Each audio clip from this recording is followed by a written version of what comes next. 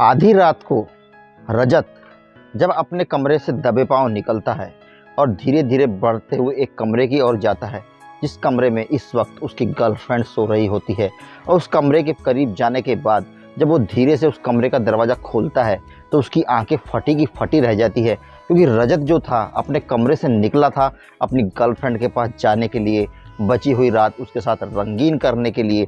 लेकिन जैसे ही रजत उसे कमरे के बाहर जाकर के पहुंचता है और हल्का सा दरवाज़ा खोल करके जब अंदर का दृश्य देखता है तो उसकी आंखें फटी की फटी रह जाती है। उसे अपनी आंखों पर विश्वास ही नहीं हो रहा था, क्योंकि उसकी गर्लफ्रेंड जो थी वो इस वक्त उस कमरे के अंदर उस बिस्तर पर और कोई नहीं, रजत के ही जीजा के साथ लगी पड़ी थी।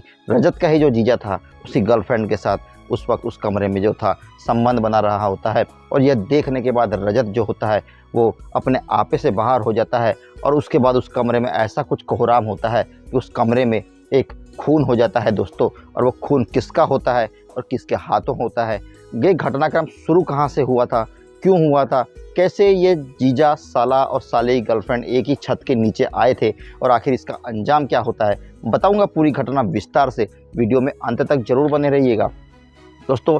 चैनल पर नए हैं तो चैनल को सब्सक्राइब जरूर करना, वीडियो को लाइक करके जाना और कमेंट में ज़रूर बताना कहानी किस शहर से देख रहे हो, किस शहर से सुन रहे हैं। और दोस्तों बेल आइकॉन प्रेस करना ना भूलिएगा दोस्तों बिहार प्रांत की राजधानी पटना और पटना की एक दास्तान में ऐसी आज आपके लिए लेकर के आया हूँ। इस वक्त घड़ी बजा रही थी सुबह के 10 और इस वक्त उस पटना के उस पॉश कॉलोनी में उस बंगले के अंदर जो है एक पति पत्नी के बीच तू मैं चल रही होती है। पति थे महेंद्र कुमार और पत्नी थी उपासना सिंह। अब पति और पत्नी के बीच बहस इस मुद्दे को लेकर के चल रही थी कि मुझे भी काम पर जाने में देरी हो रही है। पत्नी कहती मुझे भी काम पर जाने में देरी हो रही है और घर के काम पूरे हुए नहीं थे। अब दोनों एक दूसरे से लड़ रहे थे। पत्नी पति से कहती थी कि तुम एक नौकरानी क्यों नहीं रख लेते, तो उस पर पति जो होता है वो अपनी पत्नी से कहता है कि तुम क्यों नहीं देख लेती। दरअसल महेंद्र कुमार जो थे वो बैंक में क्लर्क की जॉब किया करते थे। वहीं उलट उसकी जो पत्नी उपासना सिंह थी वो एक बिजनेस वूमेन थी और अच्छा खासा बहुत बड़ा वो बिजनेस चलाया करती थी। घर में सिर्फ और सिर्फ एक ही बिगारी था, तो वो था उपासना सिंह का भाई, मतलब महेंद्र कुमार का साला। वो जो था वो बिगारी था, कुछ करता नहीं था, बस परीक्षा की तैयारी कर रहा था। 4 से 5 साल हो चुके थे वो यही कर रहा था, लेकिन अभी तक उसका कुछ भी हो नहीं पाया था। और इसी बात को लेकर महेंद्र सिंह जो थे वो उस पर काफ़ी चिढ़ा करते थे, उस पर हमेशा वो गुस्सा करते रहा करते थे। जो बात उपासना को कभी पसंद नहीं आती थी, लेकिन अपनी पत्नी का भाई होने की वजह से वो उसे ज़्यादा कुछ कह भी नहीं सकते थे, जैसे तैसे उसे सह रहे थे। अब इसी तरह की बस तू मैं के बीच सब कुछ जो है वो रजत पर छोड़कर वो लोग घर से निकल जाते हैं। अब इधर रजत जो था वो ऐसे तो उससे कुछ काम बन भी नहीं रहा था और वो फुल अय्यास किस्म का और बिगड़ैल किस्म का लड़का था। इन दोनों के घर से निकल जाने के बाद वो भी फुल अय्यासी किया करता, जुआ खेलता, शराब पीता, इसी प्रकार के उसे काम, दोस्ती, संगत सब कुछ उसकी इसी प्रकार की थी। अब इसी बीच रजत से एक लड़की टकरा जाती है जिसका नाम होता है संध्या।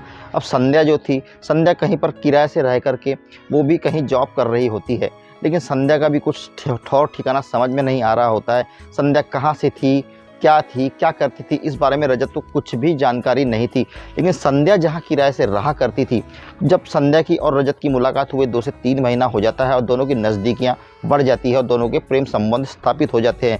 एक दिन जो है संध्या जो है वो रजत से कहती है कि अब मुझे वो कमरा जो है वो खाली करना पड़ेगा, क्योंकि अब वो घर मालिक जो है मुझे घर से निकल जाने के लिए कह रहा है, क्योंकि मैं उसे अब किराया नहीं दे पा रही हूँ। और उसके बाद वो रोने लगती है। रजत परेशान हो जाता है, वो चाहकर भी उसकी मदद नहीं कर सकता था, क्योंकि रजत के पास तो खुद भी पैसे नहीं थे, वो खुद भी नाकारा ही था। वो अचानक उसके दिमाग में एक आइडिया आता है और वो संध्या से कहता है कि संध्या, अगर तुम बुरा ना मानो तो मेरे पास एक तरकीब है, उससे तुम्हारा भी काम बन सकता है और हमारे दोनों का दुनिया जो है वो भी ख़त्म हो जाएंगी, हम एक छत के नीचे रह सकते हैं। इस पर संध्या कहती है बताओ क्या करना है। वो कहता है देखो बुरा ना मानना, तुम्हें मेरे घर नौकरानी बन करके रहना पड़ेगा। संध्या को पहले तो बात बुरी लगती है, लेकिन दूसरा कोई रास्ता संध्या के पास नहीं था, क्योंकि दोस्तों आपको बता दूं संध्या पहले जहाँ रहा करती थी वहाँ पर वो किराए के पैसे नहीं देती थी। घर मालिक को अपना जिस्म देकर वो अपना घर का किराया चुकाया करती थी। और जब उसे घर मालिक का अब उसके साथ खेल खेल के मन भर गया था, तो अब उसने और इस प्रकार से किराया वसूल करना ठीक नहीं समझा और उसे घर खाली करने के लिए कह दिया। अब बात करते हैं आगे की। तो जब संध्या जो होती है वो पहले तो उसे बुरा लगता है, लेकिन मजबूरी में आकर वो रजत की बात मान ही जाती है और रजत जो है उसे सब कुछ समझा देता है कि घर पर मेरे जीजा जी और मेरी दीदी रहते हैं, मैं किसी बहाने से तुम्हें बुलाऊंगा कि मैंने एक लड़की तलाश करी है जो कि हमारे घर में काम कर सकती है और काम करने के लिए तैयार है, तुम्हें अच्छे खासे पैसे भी मिल जाएंगे क्योंकि पैसे की कोई कमी है नहीं। मेरी दीदी तो है, वो तो जीजा जी से ये कह रही थी कि वो जो भी पैसे मांगे कोई काम करने वाली उसे दे दो, लेकिन बस एक फुल टाइम मेड तुम घर के लिए रख लो। वैसा ही होता है, रजत अपनी बहन से और अपने जीजा से संध्या को इंट्रोड्यूस कराता है और उससे बताता है काम पर रखने की बात करता है। इस पर उसका जीजा जो महेंद्र कुमार होता है उससे जब आइडेंटिटी वेरिफिकेशन की बात करता है तो संध्या जो है थोड़ी शक पका जाती है, लेकिन रजत जो होता है बात को संभालता है। वहीं उपासना सिंह तो बस नौकरानी पाकर ही खुश थी, उसे तो बाकी किसी चीज़ की कोई चिंता ही नहीं पड़ी थी। महेंद्र सिंह के बार बार कहने पर भी उपासना सिंह जो होती है उस बात को नज़रअंदाज करती है और संध्या को काम पर रख लिया जाता है। उससे कहती है उपासना सिंह की ठीक है इसका वेरिफिकेशन बाद में करवा लेंगे। अब सब कुछ सही तरीके से चलने लगता है। इधर 10 से 10:30 11 बजते बजते उपासना जो थी वो भी अपने बिजनेस के अपने जहाँ भी उसका शोरूम था वहाँ निकल जाया करती थी, और जो बैंक में क्लर्क थे उसके रजत के जीजा जी महेंद्र कुमार ये भी अपने जॉब पर निकल जाया करते थे। घर पर रह जाता सिर्फ आवारागर्दी करता रजत, और अब उसकी प्रेमिका जो उसमें नौकरानी बनकर घर में थी, अब दोनों की फुल ऐश थी, दिन भर खूब फुल अय्याशी करते और रात में भी सबके सोने के बाद दोनों एक ही कमरे में अपनी रातें रंगीन करने लगे थे। इसी प्रकार से सब कुछ चल रहा था। एक डेढ़ महीना बीत चुका था, लेकिन संध्या के दिमाग में कुछ और ही प्लानिंग चल रही थी, क्योंकि जब से संध्या यहाँ आई थी संध्या देख रही थी कि पार्टी बड़ी है, मोटी आसामी है, पैसे की और किसी चीज़ की रुपये पैसे की तो कोई कमी है ही नहीं। और वो अक्सर साफ सफाई करते वक्त उपासना को अपने कबर्ड में लाखों रुपए रखते और निकालते वो देख लिया करती थी। उसे समझ में आता था कि इस अलमीरा के अंदर ही उपासना सिंह की तिजोरी है और यहीं पर वो रुपए और पैसे रखती है।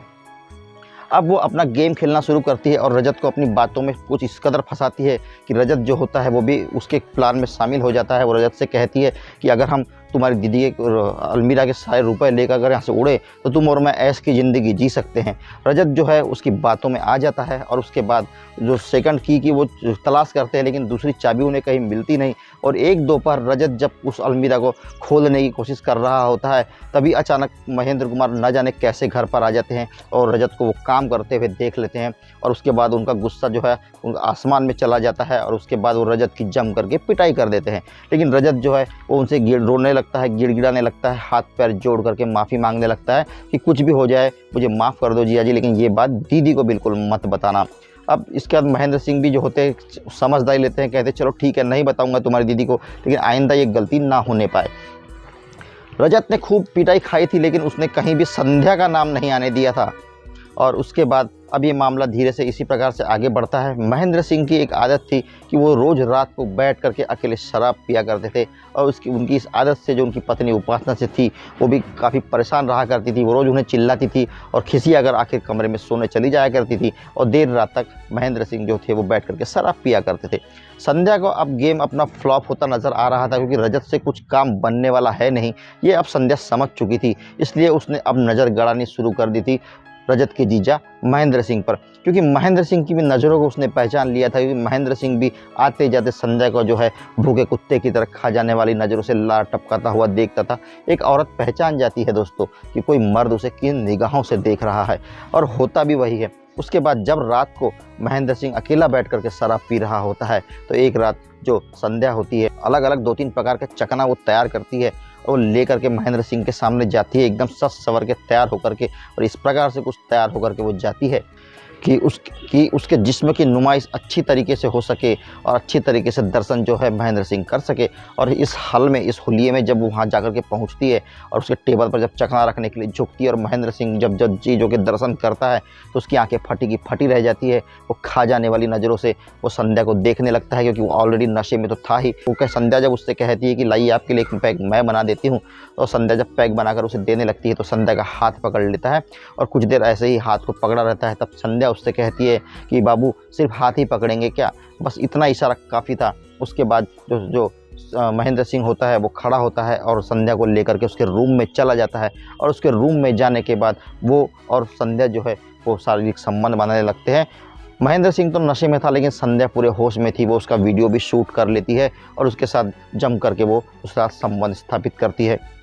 अब ये सिलसिला जो चल पड़ा था, महेंद्र सिंह को तो घर में ही दूसरा एक आइटम मिल गया था, वो तो खुश था कि अब उसे कहीं बाहर भटकने की भी ज़रूरत नहीं है और घर में अब उसका रोज़ रात को एंटरटेनमेंट हो जाया करेगा। अब महेंद्र सिंह का ये रोज़ का ही काम बन गया था। रोज़ जैसी रात होती उसकी पत्नी सोने चली जाती और वो बस शराब पीता और उसके बाद वो संध्या के साथ में शारीरिक संबंध बनाता था। इसी प्रकार से प्रोग्राम चलते चलते कुछ दिन बीते थे। संध्या जो है बड़ी चालाकी से जीजा और साला दोनों को मैनेज कर रही थी।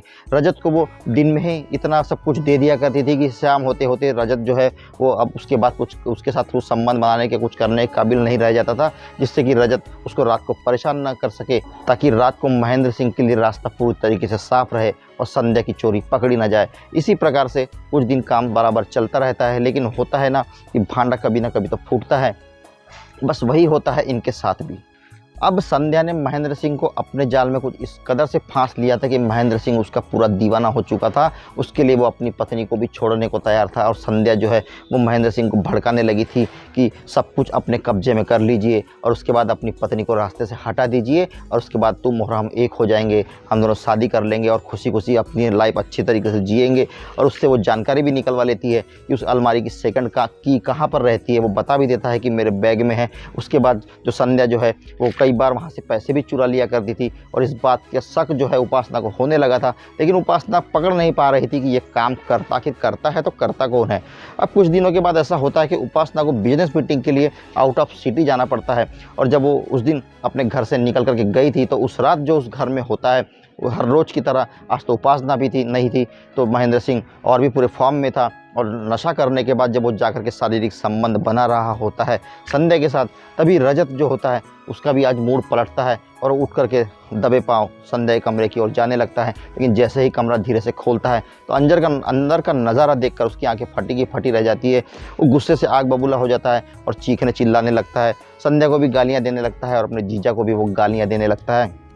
दोनों शक पका करके खड़े हो जाते हैं और अपने अपने कपड़े संभालने लगते हैं। उसका जीजा उसे समझाने की कोशिश करता है, लेकिन रजत को तो बदला भी लेना था कि उसके जीजा ने उसकी जो बेदम पिटाई जो करी थी। वो कहता है उस दिन तुमने मुझे इतना मारा था कि मुझे पूरा बेबस कर दिया था जीजा जी, और आज मेरे पास मौका आया है, मैं जीजी से आपकी शिकायत जरूर करूँगा, उन्हें आपका असली चेहरा मैं दिखा करके रहूँगा। और संध्या से भी कहता है कि तुझे मैंने इस घर में लाया, तुझे मैं यहाँ पर तुझे मैंने पनाह दी, तुझे रहने के लिए छत दी और तूने मेरे साथ ही बेवफाई करी और मेरे जीजा के साथ ही तू लग गई। मैं तुझे भी नहीं छोड़ूंगा, तुझे भी दीदी के आते ही धक्का मार के घर से बाहर निकलवा दूंगा। और वो निकल करके बाहर फ़ोन लेकर के जाने लगता है अपनी बहन को फ़ोन लगाने के लिए। तभी संध्या जो है वो अब इशारा करती है महेंद्र सिंह को। महेंद्र सिंह दौड़ता हुआ उसके पीछे जाता है, उसे समझाने की कोशिश करता है, लेकिन रजत जो था सुनने को तैयार ही नहीं था। दोनों में छीना झपटी होने लगती है। संध्या भी वहाँ आकर के पहुँच जाती है और जब रजत मोबाइल नहीं छोड़ रहा था तो वहीं डाइनिंग टेबल पे पड़ा हुआ चाकू संध्या उठा लेती है और उसके हाथ पर वार करती है। हाथ पर वार करते ही उसका मोबाइल हाथ से छूट करके गिर जाता है। महेंद्र सिंह फ़ोन उठा लेता है, लेकिन रजत के हाथ से खून की धार बहने लगती है। एक्चुअली संध्या ने वार कुछ ऐसा किया था कि उसे कलाई से उसकी नस कट गई थी और वहाँ पर देखते ही देखते खून का फवारा छूट जाता है। ये लोग कुछ समझ पाते इससे पहले ही रजत जो है बेहोश होकर ज़मीन पर गिर जाता है और देखते ही देखते कुछ ही देर में रजत जो है वो वहाँ पर दम तोड़ देता है। अब इनके हाथों रजत की हत्या हो तो गई थी, अब ये सोचते हैं कि अब क्या किया जाए, इस अपराध को छुपाया कैसे जाए, इस गुनाह से बचा कैसे जाए। तो ये लोग जो है अब रजत के इस हत्याकांड को ये लोग आत्महत्या का रूप देने की कोशिश करते हैं। रजत के ही दूसरे हाथ में चाकू दे करके इस प्रकार से कुछ वहाँ पर सीन क्रिएट कर दिया जाता है कि जैसे रजत ने ही अपने हाथ की नस काट ली हो और अपनी जीवन लीला को समाप्त कर लिया हो। और उसके बाद रोते हुए अपनी पत्नी को फ़ोन लगाता है महेंद्र कुमार और पूरी घटनाक्रम की जानकारी देता है। उपासना सिंह भी जो होती है वो तुरंत अगली फ्लाइट पकड़ के आकर के पटना पहुंचती है। तब तक पुलिस भी आ चुकी थी, मौका मुआयना पंचनामा हो चुका था और रजत की जो बॉडी होती है उसे पोस्टमार्टम के लिए भिजवा दिया गया था। काम इतना सफाई से किया गया था कि हाथ में चाकू पर हाथ के निशान भी रजत के ही मिले थे, हाथ कलाई कटी हुई भी रजत की थी। पूरी तरीके से गेम प्लान एकदम परफेक्ट हो चुका था और उसके बाद बॉडी जो है परिवार को सौंप दी जाती है और बॉडी का अंतिम संस्कार कर दिया जाता है। और मामला आत्महत्या का था, इस वजह से केस में ऐसा कुछ था नहीं जिसकी पुलिस जो है वो इन्वेस्टिगेशन करती। जो भी एक फॉर्मेलिटी है वो पुलिस करती है और केस आया गया हो जाता है। कुछ ही दिन बीते थे कि इनका काम तो अब इसी प्रकार से चालू था खुले तरीके से, लेकिन वो है ना पाप का घड़ा तो भर ही जाता है। भगवान सजा किसी को यहाँ देता है, किसी को ऊपर, जैसे जिसके कर्म वैसी उसकी सज़ा, और वही होता है। उपासना सिंह जो होती है एक दिन इन दोनों को रंगे हाथों पकड़ लेती है और उसके बाद इनकी वो कमरे में बातें भी सुन लेती है, और उस बातें सुनने के बाद उसे पूरी तरीके से यकीन हो जाता है कि जो कुछ भी कांड हुआ है, किस प्रकार से हुआ है, उसे अपनी जान का खतरा महसूस होता है। वो उन्हें उस वक्त वहाँ कुछ नहीं कहती और चुपके से पुलिस को कॉल कर देती है, और पुलिस को कॉल करने के बाद पुलिस वहाँ जब आकर के पहुँचती है तो इन दोनों को रंगे हाथों उस बिस्तर पर जब ये लोग पर अपनी काम क्रिया में मग्न होते हैं, रंगे हाथों पुलिस से इन्हें गिरफ्तार करवा देती है। और पुलिस जब इन्हें लेकर के थाने पहुंचती है और अपने तरीके से इनसे पूछताछ करती है तो ये पूरी पोल पट्टी, पूरा काला चिट्ठा, पूरी कहानी A to Z खोल करके पुलिस के सामने रख देते हैं, जो कि मैंने आपको सुनाई। A to Z पूरी कहानी शुरू से आखिरी तक पुलिस के सामने और सब दुनिया के सामने आ जाती है दोस्तों। दोनों के ऊपर संबंधित और विभिन्न धाराओं के तहत मुकदमा दर्ज करके इन्हें न्यायालय के सामने पेश किया जाता है, जहां से न्यायालय इन्हें जेल भेज देता है दोस्तों। और उपासना सिंह जो थी वो उसने अपने भाई को खो दिया, रजत ने अपनी अय्यासी के चक्कर में गलत लड़की से संबंध रखे और अपनी जान गंवाई, और उपासना सिंह जो थी उसका परिवार तो टूटा ही, लेकिन अपनी जान गंवाने से वो महिला बच गई दोस्तों। तो बस दोस्तों ये थी एक अच्छी घटना। पसंद आई हो तो प्लीज़ लाइक ज़रूर करना और कमेंट में ज़रूर बताना कहानी किस शहर से देख रहे थे और किस शहर से सुन रहे थे दोस्तों।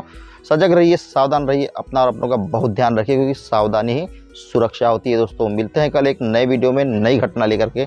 धन्यवाद। जय हिंद।